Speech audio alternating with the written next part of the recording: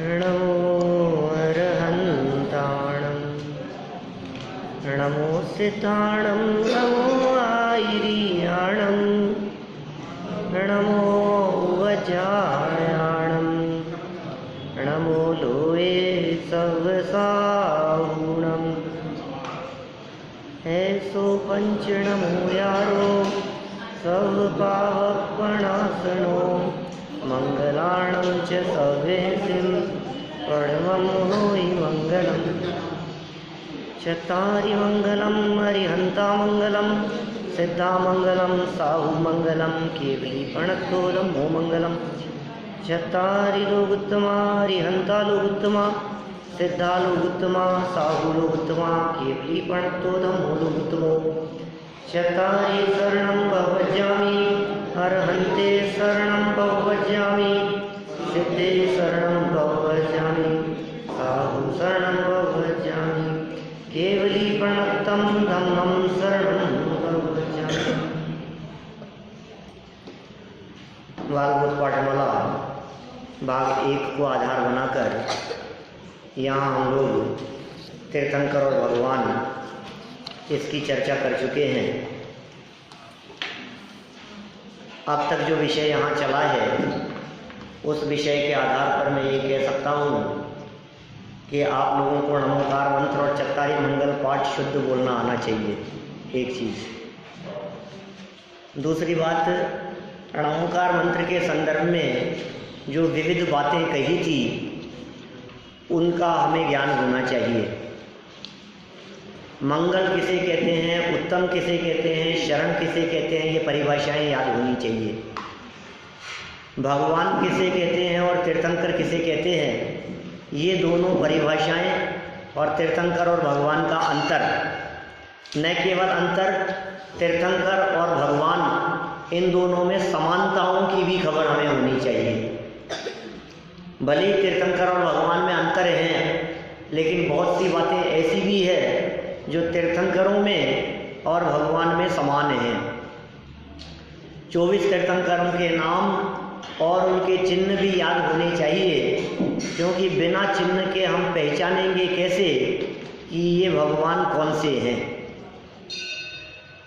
भगवान को देखकर, भगवान की प्रतिमा को देखकर हमें भगवान याद आने चाहिए, न कि प्रतिमा। हमारे चित्त में महिमा प्रतिमा की नहीं होनी चाहिए, वो प्रतिमा जिनकी है ऐसे परमात्मा की होनी चाहिए। समाज में समस्या ये है कि जब महिमा हमें प्रतिमाओं की आती है तो फिर एक ही तीर्थंकर के बहुत टुकड़े हो जाते हैं। यहाँ वाले पार्श्वनाथ, वहाँ वाले पार्श्वनाथ से टुकड़े हो जाएंगे ना। यहाँ के आदिनाथ, वहाँ के आदिनाथ, तो आदिनाथ तो एक ही थे, पार्श्वनाथ भगवान तो एक ही है, कहीं के भी हो। जब हम उन प्रतिमाओं को प्रतिमा रूप न देखकर परमात्मा रूप देखेंगे तो ये समस्या खड़ी नहीं होगी। ये समस्या सिर्फ इसलिए खड़ी होती है कि हम प्रतिमाओं को देखते हैं और प्रतिमा देखने में भी कई एंगल से देखते हैं। एक बार तो ऐसी घटना घट गई, हम मूढ़बद्री थे, बहुत सालों पुरानी बात है, और एक सज्जन जब वहाँ रत्नों की प्रतिमाओं के दर्शन कर रहे थे तो मुझसे बोले, पंडित जी ये जो है ना, ये वाली जो है, मैंने कहा ये, उन्होंने नहीं, इसके बगल वाली, ये भगवान कितने के होंगे? कितने के होंगे? कहीं हमें चांदी की प्रतिमाएं दिखती है, कहीं हमें रत्नों की प्रतिमाएं दिखती है।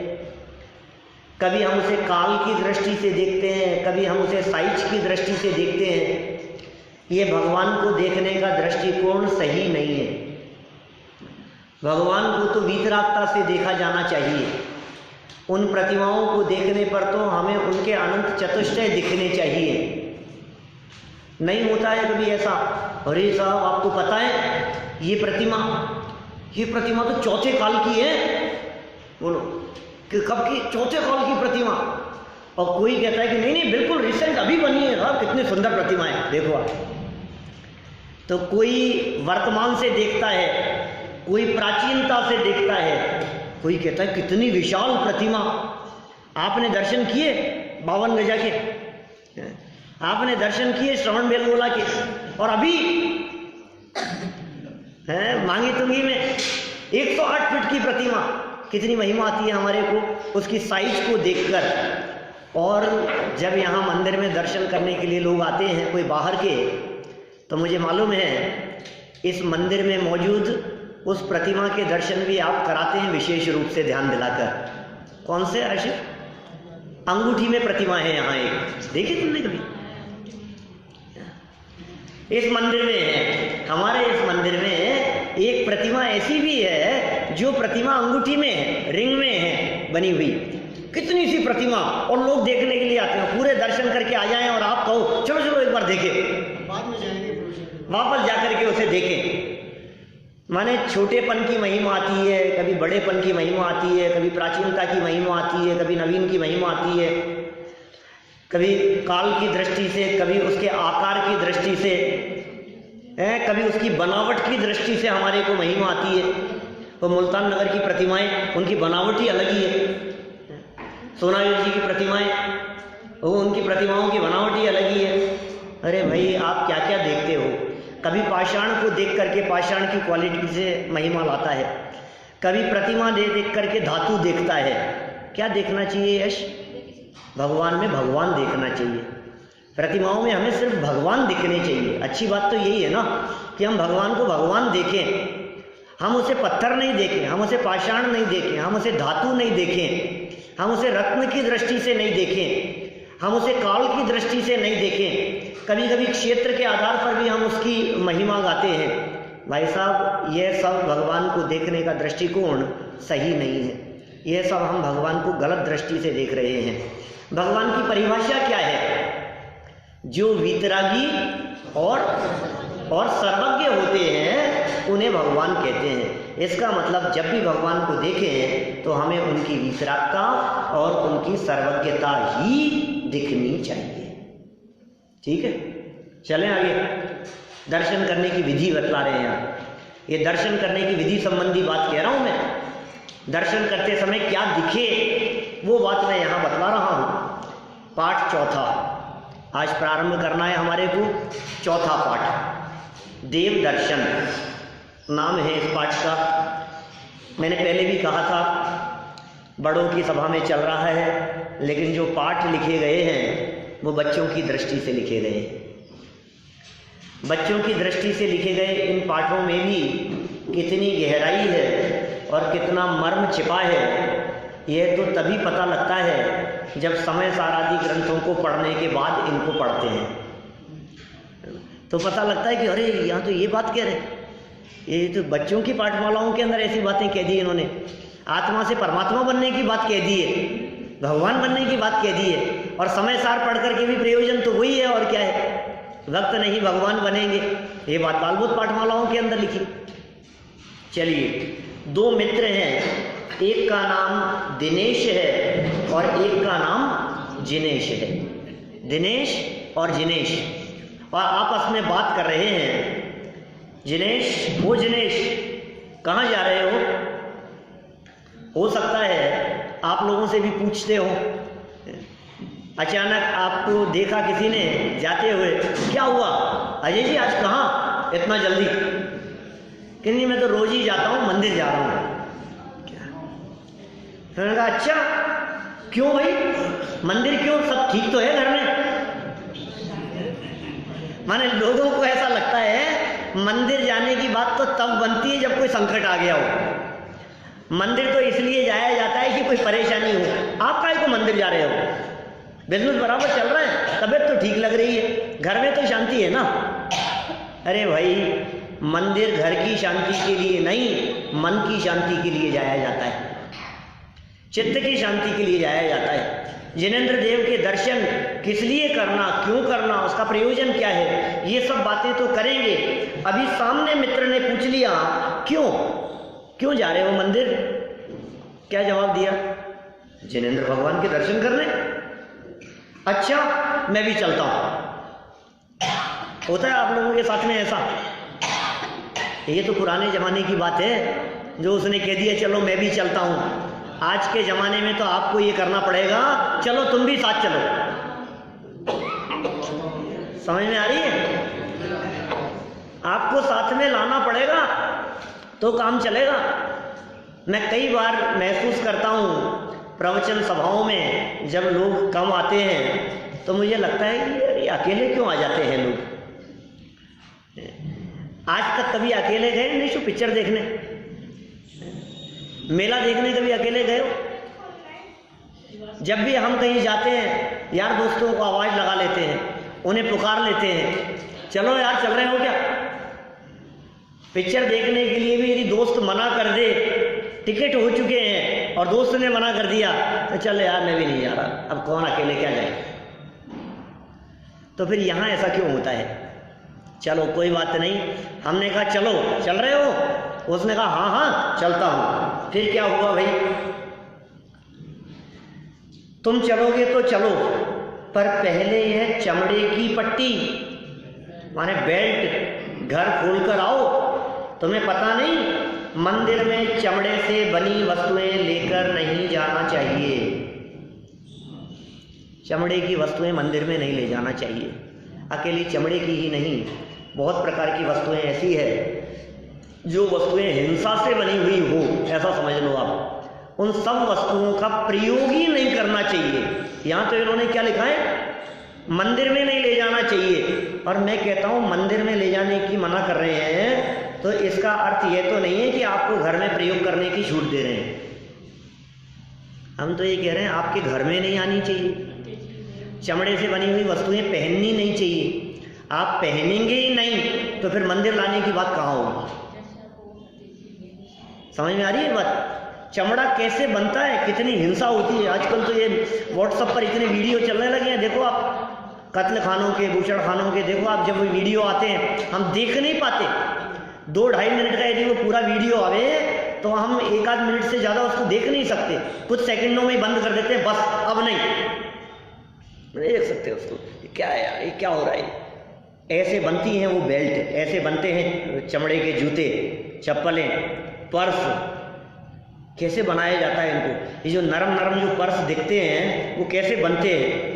जो लेदर के बने हुए होते हैं। सांप की चमड़ी उतार दी जाती है, खोलते पानी में जानवरों को डाल दिया जाता है, उबाला जाता है उनको, सुअरों को उबाला जाता है, एक्सपेरिमेंट किए जाते हैं उनके ऊपर अनेक प्रकार के। सर्प को पकड़ लिया और पकड़ करके रस्सी पर बांध दिया, 2 पेड़ के बीच में रस्सी से बांध दिया, सर्प को लटक रहा है, वो नीचे से आग जलाते हैं और वो तड़फड़ाता रहता है, फिर उसकी चमड़ी उतारते हैं ऊपर से। ऐसे बनती है ये सब चीज़ें। एक बार बनते हुए देखने में तो जीवन भर उसे छूने का त्याग कर देवे। जब छुएगा ही नहीं, जब पहनेगा ही नहीं, तो फिर मंदिर के बाहर उतारना या घर में उतार करके मंदिर आना, ये तो बात बहुत दूर की हो गई। चलिए, चमड़े से बनी हुई वस्तुएं मंदिर में नहीं ले जाना चाहिए। अच्छा भाई, मैं भी खोल कर आया। दोनों मंदिर पहुंचते हैं, जिनेश और दिनेश। अब ये तो पहली बार आया है मंदिर ही नहीं आया था पहले कभी। अरे भाई कहाँ चले जा रहे हो? जूते तो यहीं खोल दो। मंदिर के भीतर चप्पल जूते पहने हुए नहीं जाते। मालूम होता है पहले तुम कभी मंदिर आए ही नहीं, इसी कारण दर्शन करने की विधि भी नहीं जानते। सही बात है, बेचारा पहले आया नहीं था कभी।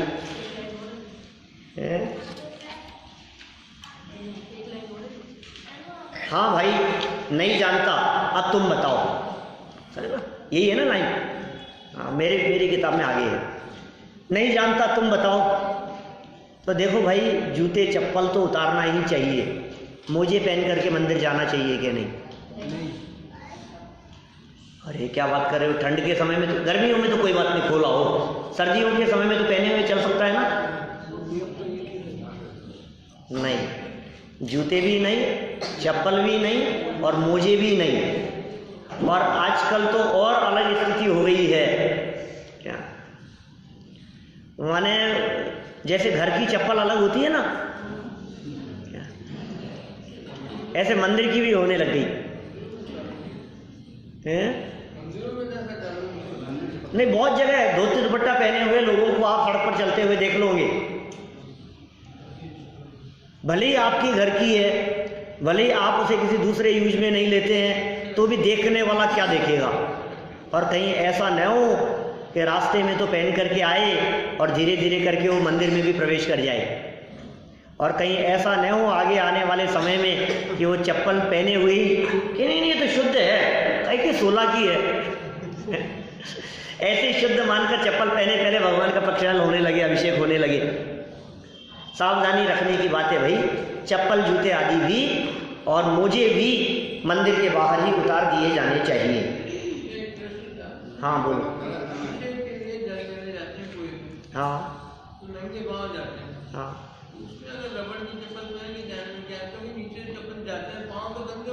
कोई बात नहीं, वहाँ जाकर के भी पाँव धो लेंगे और आकर के भी धो लेंगे, ठीक है ना। चप्पल पहनने का जो विधान है वो हमारे यहाँ नहीं है।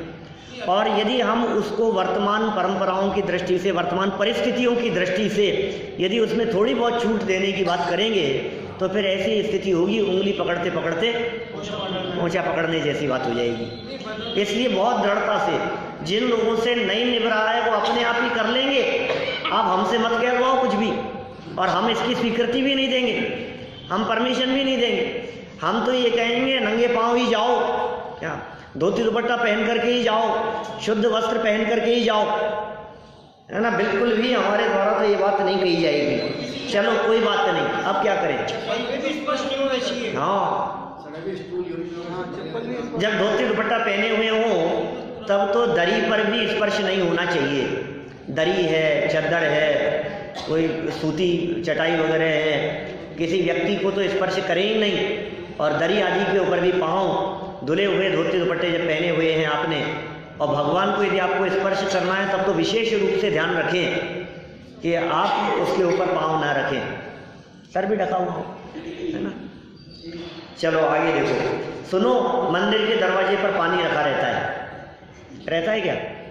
बहुत जगह मिलेगा आपको, और जहाँ नहीं मिले वहाँ भी व्यवस्था होगी कहीं ना कहीं, दरवाजे पर नहीं हो तो पानी रखा रहता है। हमें चाहिए कि सबसे पहले चप्पल जूते खोलकर पानी से हाथ पैर धोकर फिर भगवान की जय जयकार करते हुए 3 बार निस्सई निस्सई निस्सई बोलते हुए मंदिर में प्रवेश करें। ये विधि बतला रहे हैं। घर से नहा धो करके आए हो, जूते यदि आपने खोले हैं, मोजे यदि आपने उतारे हैं, तो आपको हाथ धोने ही होंगे और हाथ पांव धोकर आप मंदिर में प्रवेश कर रहे हैं। और जैसे ही यहाँ से प्रवेश किया अंदर, तो क्या बोलते हुए प्रवेश करना है? निस्सई निस्सई निस्सई। निस्सई का क्या अर्थ होता है बोलो? अब ये निस्सई का अर्थ बतलाने की जरूरत नहीं है क्या बोलो स्वाध्यायी समाज में? आत्मार्थी लोगों के बीच में रोजाना दर्शन करने वालों, अरे साहब क्या दर्शन की विधि बता रहे हो? जिंदगी हो गई दर्शन करते हुए हमारे को, कोई नई बात बताओ आप तो, कि क्यों आप निस्सई निस्सई बोल करके मंदिर जाते हो? अरे बचपन से तो बोल के जाते हो तो उसका मतलब समझते हो कि हाँ सब सांसारिक कार्यों का निषेध करके मंदिर में प्रवेश करना, फिर अंदर जाने के बाद क्या होता है बताओ? सारे समाज की सूचनाओं का आदान प्रदान तो मंदिर में ही होता है। किसके घर में क्या घटना घट गई, कहाँ क्या हो गया, क्योंकि भगवान को भगवान समझते ही नहीं है ना हम। आप सोचिए, आज यदि हमारी मीटिंग किसी मिनिस्टर के साथ में हो, मंत्री के साथ में हमारी मीटिंग है, मुख्यमंत्री के साथ में हमारी मीटिंग है, और उसके सामने बैठे हैं, तो आप मोबाइल पे चैटिंग कर सकते हो, मैसेज भेज सकते हो। और वो यदि सामने है तो वो खड़ा है तो आप सामने बैठ सकते हो कुर्सी पे, संभव है ये बात। तो आपके जो भगवान सामने वेदी पर विराजमान है, ये मुख्यमंत्री से तो छोटे ही होंगे, छोटे हैं कि बड़े हैं? बड़े।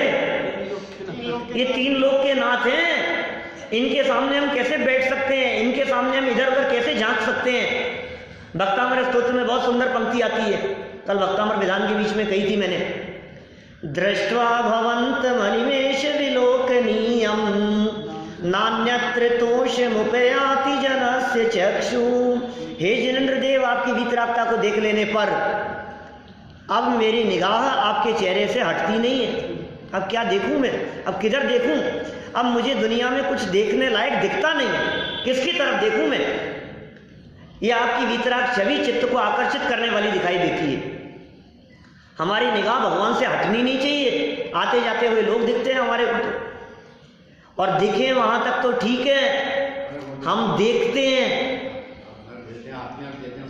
चलो कोई बात नहीं, देख भी लिया आपने, फिर उसको पास में बुला करके पूछते हैं, क्यों भैया क्या हाल चाल है, यहीं पूछ लेता हूँ, फिर तो चला जाएगा, कोई बात नहीं, जयपुर आया हुआ है क्या हुआ, क्या कर रहा है आजकल, फिर बातें शुरू हो जाएगी। तुम्हें पता है कल तक तो वो ठीक थे, आज उनकी डेथ हो गई। उनके तिया कब है जी, उनके कब हो रहे हैं घड़े, बोलो। ये सारी चर्चाएं कहाँ होती है साहब, मंदिर में पूजा करते करते ही बाद में भूल जाएंगे हम, अरे हमें तो पता ही नहीं लगा है कि उनके तिया है। ये क्यों, आज थोड़ा सा मंदिर जल्दी जाए थे, आज मैं उधर मंदिर गई ही नहीं, इसलिए आज तो पता ही नहीं लगा। भाई साहब, देव दर्शन की विधि में पहला शब्द यदि अभी तक हमने कुछ बोला है तो क्या बोला है, निश्चयी। निश्चयी का मतलब ये है और कोई बात नहीं होगी।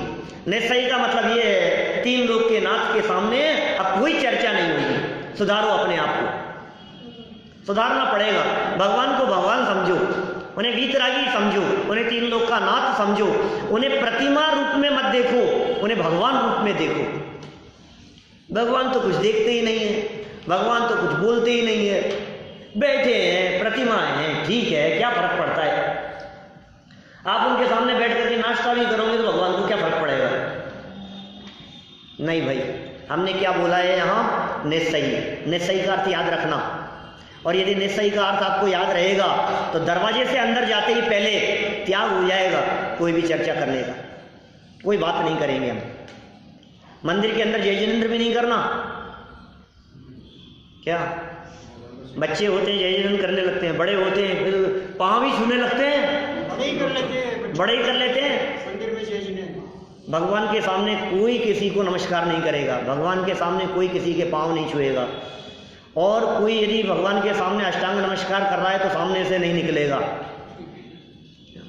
कोई बात नहीं। बस भगवान के सामने मीटिंग है तो मैं और भगवान, दूसरा और कोई नहीं। इसलिए हमने क्या बोला है, निश्चयी। अर्थ क्या है, पढ़ता हूं, याद रखना। निश्चयी का अर्थ है सर्व सांसारिक कार्यों का निषेध। बहुत मार्मिक बात कह दी है, सांसारिक कार्यों का निषेध कर दिया। अभी देखो एक वाक्य और पढ़ देता हूं। तात्पर्य यह है कि संसार के सब कार्यों की उलझन छोड़कर मंदिर में प्रवेश करें। क्या कहा, उलझन छोड़कर। ये कह रहे हैं उलझन छोड़कर मंदिर में आओ। अब कभी आप मंदिर से बाहर निकलो तो कई अनजान अजनबी लोग होते हैं, कोई जानते हो आपको, जैन नहीं हो तो पूछ लेते हैं क्या मांगा है भगवान से, क्या उलझन है। ये कह रहे सारी उलझन, बिजनेस की उलझन नहीं होगी, घर गृहस्थी की उलझन नहीं होगी, विकल्प नहीं आएगा हमारे को मंदिर में प्रवेश करने के बाद में, घर की याद नहीं आना। हमने तो ऐसा भी देखा है, कई लोग तो आंच पर दूध चढ़ा करके और फिर दर्शन कर आते हैं। क्या खिचड़ी चढ़ाएंगे, सब्जी चढ़ा देंगे हैं, और दूध उफल नहीं जाए दिमाग में तो दूध घूम रहा है, और इधर भगवान, दो काम एक साथ इतनी देर में। अब वो दूध को आंच पे रखा है तो इतनी देर कौन खड़ा रहे, इतनी देर में दर्शन भी हो जाएंगे फटाफट, अभी निपटाया थे। महाराज जी प्रतिज्ञा दिला गए थे रोजाना दर्शन करने की, अब क्या करें, निभा रहे हैं बराबर। ऐसे नहीं भाई, कोई भी विकल्प मंदिर में न आए, इसके लिए इन्होंने यहाँ क्या कहा, सब कार्यों की उलझन छोड़कर, माने हमारे दिलो दिमाग में अब कोई उलझन नहीं होगी, कोई बात हमें याद नहीं आएगी, न बिजनेस याद आएगा, न संकट याद आएंगे, न परेशानियां याद आएगी, न कोई विकल्प आएगा, न घर गृहस्थी दिखेगी। सब घड़ी तो दिख सकती है ना, पूजन करते करते घड़ी भी नहीं दिखनी चाहिए। नहीं साहब, थोड़ा कंट्रोल तो रखना ही पड़ता है ना। और बीच में कोई व्यक्ति एक भजन भक्ति ले ले, हमें लगता है यार क्या करें, ये भी और फिर पेज देखते रहते हैं अपन, और फिर याद आती रहती है अपने को, अपने काम दिखते रहते हैं। तो भाई साहब, आप प्रतिज्ञा लेकर के मंदिर में प्रवेश कर चुके हैं और प्रतिज्ञा तोड़ने का महापाप लगता है। क्या प्रतिज्ञा ली है? मैं सारे विकल्प तोड़कर मंदिर में आ रहा हूं, ये प्रतिज्ञा ली है हमने। दरवाजे पर ही ये प्रतिज्ञा ले ली है हमने, निस्सही है ना। सर्व सांसारिक कार्यों की उलझन छोड़कर मंदिर में प्रवेश करें। फिर क्या करें? अंदर पहुंचकर अंदर आ गए, अब वेदी के सामने, भगवान की वेदी के सामने खड़े हैं। उसके बाद बोलना चाहिए। देखो ये क्या कह रहे हैं? ये कह रहे हैं कि यदि हमारे को अंदर बातें करनी हो तो निश्चय बोने भी नहीं चले जाओ। फिर तो ठीक है ना, अब तो प्रतिज्ञा नहीं ली है ना। हाँ, प्रतिज्ञा तो तुमने नहीं ली, लेकिन दर्शन तुम्हारे हुए नहीं, क्योंकि दर्शन करने की विधि में पहला वाक्य है निश्चय बोल करके जाना। समझ में आ रही है बात? आप भले ही इस संदर्भ में मायाचारी करो कि मैंने तो निश्चय बोला ही नहीं था, लेकिन नहीं बोला था तो भी तो दर्शन नहीं हुए। दर्शन करने की विधि में पहला शब्द क्या है? निश्चय, निश्चय, निश्चय। 3 बार बोलना। कितनी बार? 3 बार के 4 बार? 3 तिगाड़ा, काम बिगाड़ा है। 3 बार के 4 बार? 3 ही बार। सब जगह पर 3 होता है। अभी प्रदक्षिणा की बात करेंगे तो कहेंगे 3 बार प्रदक्षिणा देना। ओम जय जय जय 3 बार बोलना। नमोस्तु नमोस्तु नमोस्तु 3 बार बोलना। निश्चय निश्चय निश्चय 3 बार बोलना। पता नहीं लोगों को 3 क्यों खराब दिखता है। 3 के अंक में ऐसी क्या प्रॉब्लम है? 3 सुनते हैं, 3 नहीं, 3 तो अच्छा नहीं है। 3 का अंक, 3 का अंक तो सबसे अच्छा है। 4 क्यों नहीं, 3 ही क्यों? हाँ, 3 जो है ना, संस्कृत में 3 ही वचन होते हैं, एक वचन, द्विवचन और बहुवचन। तो 3 जो है अंक, वो बहुवचन का सूचक है। जो 3 कहा गया है वो बार बार का सूचक है, अनेक बार का सूचक है। प्रदक्षिणा भी देने की बात करेंगे ना, अभी आगे कह रहे हैं यहाँ पर भगवान की वेदी पर 3 बार प्रदक्षिणा देना। तो 3 बार क्यों? 2 बार दे लें तो कि नहीं। 3 बार बहुवचन का सूचक है, अनेक बार का सूचक है, बार बार का सूचक है। हे जिनेंद्र देव, आपके चरणों की शरण में आया हूं, आपका सानिध्य बना रहे, इस बात का सूचक है। इसलिए 3 का महत्व है। मन वचन का 3 है। देवशास्त्र गुरु 3 है, देवशास्त्र गुरु की पूजन करते हैं। सम्यक दर्शन ज्ञान चारित्र 3 है, रत्नत्रय। मोक्ष का मार्ग तो सम्यक दर्शन ज्ञान है ना, सम्यक दर्शन ज्ञान चारित्र है ना।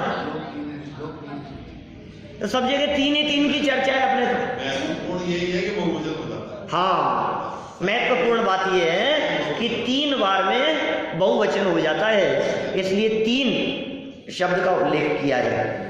देखो आगे क्या करें? नमोस्तु ओम जय जय जय। भगवान के सामने पहुंचकर, वेदी के सामने पहुंचकर क्या बोलना?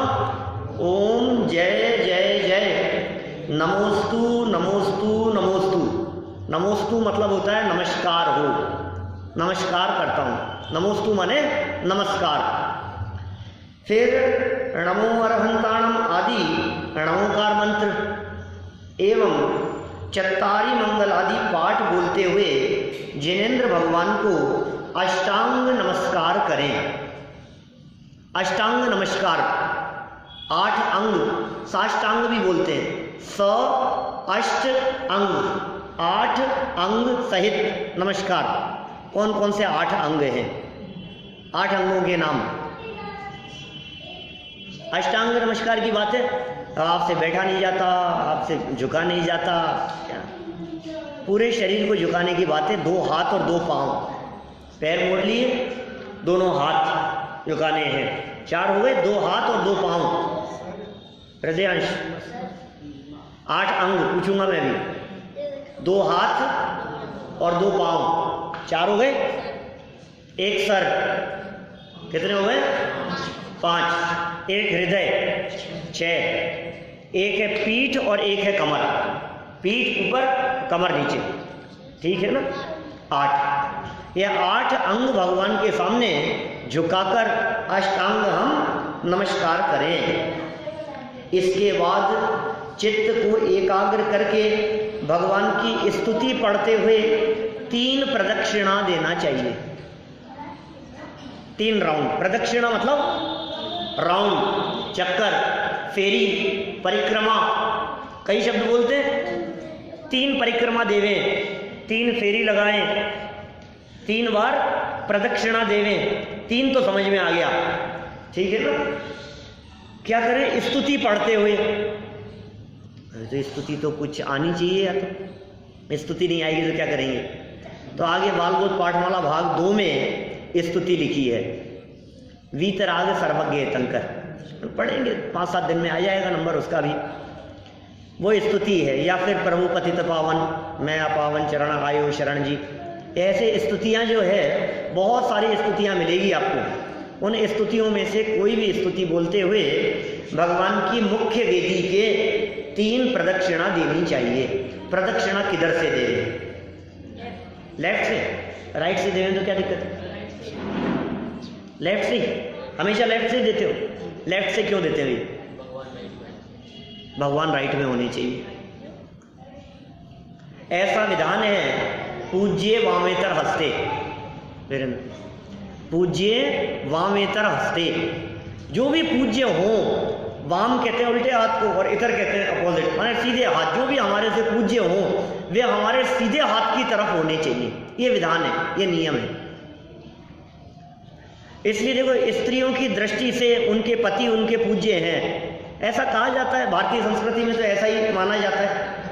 तो इसलिए यदि स्त्री पुरुष यदि खड़े हों, मान लो क्या कि बैठे हों किसी जगह पर, कहीं पूजन में, कहीं किसी आयोजन में, किसी जगह पर बैठे हों, तो लेडीज़ के जो हस्बैंड होंगे वो उसके राइट साइड में होंगे। ऐसा विधान है, ऐसा होना चाहिए। विधानों के अंदर भी बतला देते हैं हम, लेडीज लेफ्ट साइड में बैठेंगी और पुरुष जो है वो उसके राइट साइड में बैठेंगे, क्योंकि वो उनसे पूज्य हैं। देखो, इसका विधान प्रथमानुयोग के ग्रंथों में कई स्थानों पर ऐसा किया है कि मुनिराज जब आहारचर्या के लिए निकलते हैं और अटपटी प्रतिज्ञाएं लेकर के निकलते हैं, कभी मान लो इस प्रकार की प्रतिज्ञा लेकर के निकले कि कोई व्यक्ति यदि जोड़े से पड़गाहन कर रहा होगा तो हम उसके यहाँ आहार लेंगे। तो वे मौन धारण करके आए हुए मुनिराज, जगत से कटे हुए मुनिराज, लोगों को नहीं पहचानने वाले मुनिराज, वे 2 व्यक्तियों को खड़े हुए, एक स्त्री और पुरुष को खड़े हुए देखकर वे कैसे पहचानेंगे कि ये पति पत्नी है या इनका रिलेशन और कुछ है क्या? तो जो महिला पुरुष के लेफ्ट साइड में खड़ी है, इसका मतलब वो पड़गाहन के समय तो वो मुनिराज समझ लेंगे कि ये इनकी पत्नी है। और राइट साइड में है तो भाभी हो सकती है, माँ हो सकती है, बहन हो सकती है, और कोई रिलेशन हो सकता है। वेदांत क्या कहा? पूज्य वामेतर हस्ते। जो पूज्य होते हैं वो राइट साइड में होते हैं। और जब हम प्रदक्षिणा देते हैं भगवान को और लेफ्ट साइड से यदि आप प्रदक्षिणा शुरू करते हैं तो पूरे प्रदक्षिणा के काल में जिनेंद्र भगवान की वेदी आपके राइट हैंड साइड में होती है। वे 3 लोक के नाथ हैं, वे पूज्य हैं, वे राइट साइड में ही होने चाहिए। इस तरह के और भी उदाहरण दे सकता हूं मैं, और भी बातें कह सकता हूं, लेकिन प्रदक्षिणा लेफ्ट से ही दी जानी चाहिए। समझ में आ गई बात? चलें आगे, देखो क्या कहते हैं आगे। अष्टांग नमस्कार, उसके बाद चित्त को एकाग्र करके, बहुत महत्वपूर्ण शब्द है, एक एक शब्द मार्मिक है। चित्त को एकाग्र करके भगवान की स्तुति पढ़ते हुए, चित्त एकाग्र नहीं है और भगवान की स्तुति पढ़ रहे हो तो क्या होगा?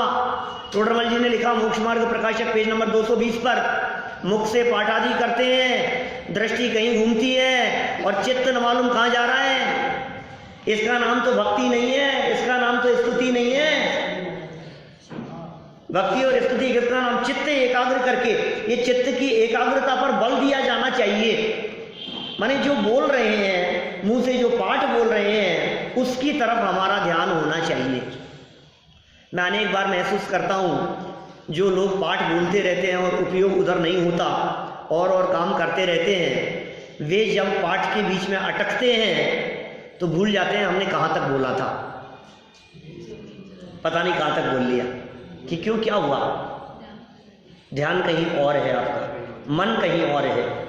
कबीरदास जी ने इस तरह की पंक्तियां लिख दी माला फेरते समय। कबीरदास जी ने इस प्रकार की बात कही माला तो कर में फिरे, जीभ फिरे मुख माही, और मनवा फिरे बाजार में, यह तो सुमिरन नाही। बोलो कितने सुंदर पंक्तियां हैं। वो अन्य मत वाले ये कहते हैं तुम भगवान का स्मरण करने के लिए आए हो, तुम भगवान की स्तुति कर रहे हो, तुम भगवान की माला का जाप कर रहे हो, तुम कर क्या रहे हो ये तो बताओ। हाथ में तो माला है, हाथ से तो माला चल रही है, माला हाथ में फिर रही है, जीभ मुंह में फिर रही है, और मन कहाँ फिर रहा है तुम्हारा? बाजार में, घर में, इधर उधर। ये तो स्मरण नहीं है, इसको तो सुमिरन नहीं कहते हैं। तो फिर किसी ने उनसे ही पूछ लिया तो फिर आप बताओ हम क्या करें? तो उन्होंने आगे दो पंक्तियां लिखी। माला चेतन सो कहे, चेतन मतलब कौन? सर्वज्ञ। चेतन मतलब जीव, चेतन मतलब हम लोग। माला चेतन सो कहे, काहे फिरावे मोय। माला इस चेतन से कहती है, हे जीव मुझे क्यों फिरा रहा है?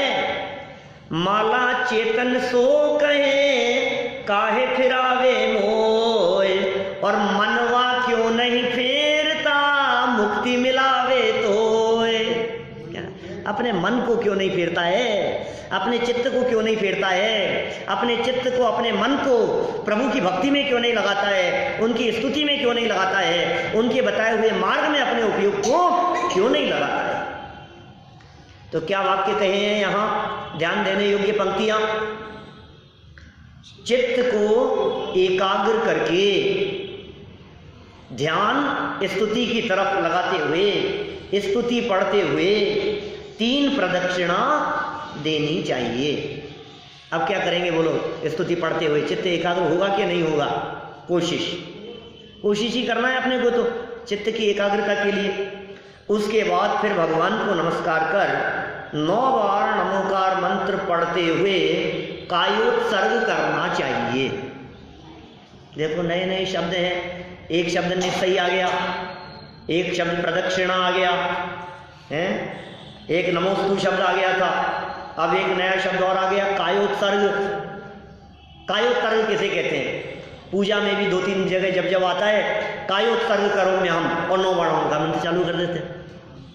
ये कायोत्सर्ग का अर्थ नमोकार मंत्र कहां से हो गया? कायोत्सर्ग अलग चीज है और 9 बार नमोकार मंत्र पढ़ना अलग चीज है। इन्होंने दोनों अलग अलग लिखा है। इन्होंने ये नहीं कहा 9 बार नमोकार मंत्र पढ़ना चाहिए, 9 बार नमोकार मंत्र पढ़ते हुए, इट मीन्स 9 बार नमोकार मंत्र अलग बात है और कायोत्सर्ग अलग बात है। ऐसा करते हुए, ये कनेक्टिंग वर्ड है ना, इसका मतलब 2 क्रियाओं को जोड़ रहा है, 2 काम हो रहे हैं यहाँ। 9 बार नमोकार मंत्र पढ़ना ये अलग काम है और कायोत्सर्ग ये अलग काम है। कायोत्सर्ग का अर्थ होता है शरीर के प्रति ममत्व का त्याग करना। कायोत्सर्ग शब्द 2 शब्दों से मिलकर के बना है, काय और उत्सर्ग। कायोत्सर्ग, काय और उत्सर्ग 2 शब्द है ना। काय माने तो है शरीर और उत्सर्ग माने है त्याग। तो साहब शरीर का त्याग, मर जाएंगे वहां? कायोत्सर्ग कह रहे हो आप शरीर का त्याग? नहीं नहीं, शरीर के प्रति ममत्व का त्याग, शरीर के प्रति अपनेपन का त्याग। जब हम कायोत्सर्ग कर रहे हैं, जब हम पंच परमेष्ठी का स्मरण कर रहे हैं, जब हमारा ध्यान पंच परमेष्ठी की तरफ है, 3 लोक के नाथ की तरफ है, अरिहंत सिद्ध आचार्य उपाध्याय और साधुओं की तरफ हमारा ध्यान है, तो क्या होगा? शरीर की तरफ ध्यान नहीं जाना चाहिए। मक्खी बैठ रही है, मच्छर उड़ा रहे हैं, खुजली चल रही है, सर खुजा रहे हैं, ये काम नहीं होने चाहिए कुछ भी। ये कह रहे हैं कायोत्सर्ग शरीर के प्रति ममत्व का त्याग, मोह त्याग दो शरीर के प्रति। अब चींटी चढ़ गई, अब मच्छर आकर के बैठ गया, अब जूं काट रही है, अब कोई आवाज लगा रहा है, कहीं नहीं देखना, कहीं भी ध्यान नहीं है, सिर्फ ध्यान नमोकार महामंत्र में है, पंच परमेष्ठियों के स्वरूप में है। 5 परमेष्ठियों का स्वरूप क्या है, इसकी विस्तृत चर्चा तो अपन आगे करेंगे बालबोध पाठमाला भाग 3 में। वहाँ पंच परमेष्ठियों का स्वरूप बतलाया है और संक्षेप में तो मैंने पहले दिन बता ही दिया था नमोकार महामंत्र की चर्चा करते समय। देखो भाई, अच्छा, तो शांति से इस प्रकार चित्त एकाग्र करके भगवान का दर्शन करना चाहिए। और क्या पूछ रहा है? और बोले और क्या? उसके बाद शांति से बैठकर कम से कम आधा घंटा शास्त्र पढ़ना चाहिए। लो, ये किसमें शामिल किया इन्होंने? देव दर्शन की विधि में। इसका मतलब देव दर्शन की विधि मिनिमम कितने टाइम में पूरी होगी? पौन घंटे में। क्या हम तो 5 मिनट में निपटा जाते हैं? हम तो सल्टा देते हैं कहाँ, और कई बार तो मंदिर के बाहर खड़े खड़े सल्टा देते हैं। मुझे वो बेक्सर जी की पंक्तियां याद आती है, बहुत पुरानी, बचपन में जागरणों में सुनी थी कभी। तिया की बैठक में जावा तो बैठ नहीं मैं पावा। बैठक में गए ना और बैठते ही नहीं। आप देख लो भट्टा जी की नशिया में कितने लोग तिया की बैठक में जाते हैं। तिया की बैठक में जावा तो बैठ नहीं मैं पावा, और खड़ा खड़ा ही मंदिर बाहर ठाकुर जी सल्टावा। चालो लोकाचार निभानो छे, ई दुनिया में कुन के कोई आड़े आनो छे। क्या हालत है, क्या स्वरूप है। बैठक में जाते हैं, कौन जूते खोलेगा, कौन मोजे उतारेगा, कौन अंदर दर्शन करने के लिए जाएगा। अंदर से आ जाएंगे, बाहर से रामाशामी करके हो गया काम। अरे भैया क्या सल्टा रहे हो आप, क्या काम कर रहे हो? ये क्या कह रहे हैं भाई साहब? कम से कम आधा घंटा, कम से कम। इट मीन्स आप ज्यादा करो तो कोई ऐतराज नहीं है। कम से कम आधा घंटा शास्त्र पढ़ना चाहिए। अब सुनो आगे क्या कह रहे हैं। यदि मंदिर जी में उस समय प्रवचन होता हो तो वह सुनना चाहिए, कोई बात नहीं। आप यदि नहीं पढ़ रहे हो, आप यदि आधा घंटा बैठ करके नहीं पढ़ो, तो उस समय यदि प्रवचन चल रहा है तो कम से कम आधा घंटा बैठकर, पौन घंटा बैठकर, या जितनी भी देर प्रवचन चल रहा है उतनी देर बैठकर प्रवचन सुनना चाहिए। देव दर्शन की विधि में ये बातें शामिल है। बोलो कौन करता है इस विधि से दर्शन? कितने लोग यहाँ आते हैं दर्शन करने के लिए मंदिर में, और दर्शन करके सीधे निकल जाते हैं। दर्शन करने की विधि में पढ़ो। अरे भगवान को सुना दिया हमने। जब हमने स्तुति पढ़ी थी तो हमने हमारी बात भगवान को सुना दी।